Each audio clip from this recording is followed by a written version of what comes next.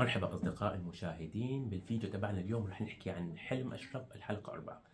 الحلقة كانت مملة نوعا ما، بخلاف بعض الأحداث اللي كانت تبع الأكشن. كانت حلقة جيدة نوعا ما، بس بباقي الأحداث كانت حلقة غير متوقعة مثلا، أو مو متوقعين تكون الحلقة بهذا البطء بالأحداث.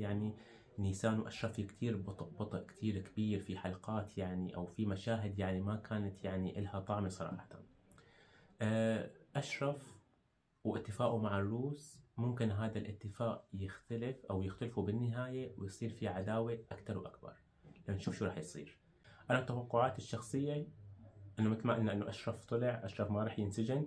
البضاعة هي في إلها طريقين: يا إما أشرف رح ياخدها ويرجعها للروسي مثلا وممكن تصير مشاكل معه، يا إما ممكن يبيعها لحدا تاني، وهذا الشيء اللي هو ما رح يساويه.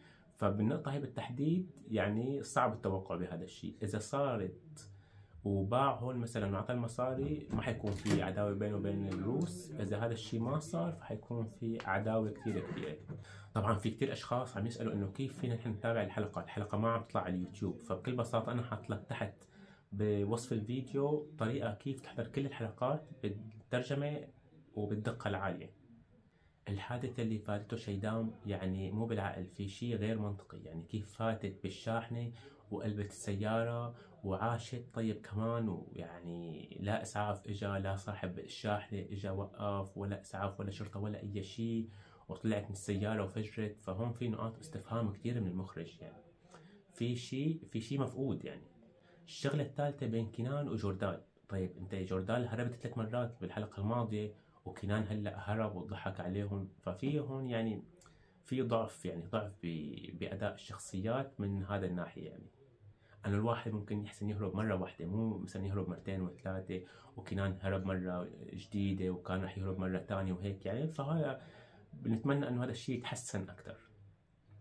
بطء الأحداث بين نيسان وأشرف، أو المماطلة بالأحداث من طرف الكاتب والمخرج. أنت كثير عم تزعلوا من بعض، ردوا يتصالحوا، وبداية الحلقة هي شكت بأشرف واتهمته وقلعته، وبعدين دقت آخر الحلقة قالت له إنه أنت لا صادق وهيك.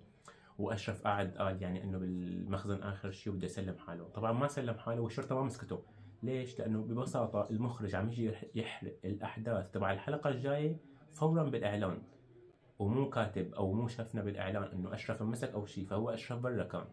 الشغله كمان تانية انه اشرف عرف انه الشخص اللي طلعه من السجن كمان ما بده يقتله، بده يحميه، بس مو عرفان انه هذا الشخص انه هو لا بده يأذيه اكثر.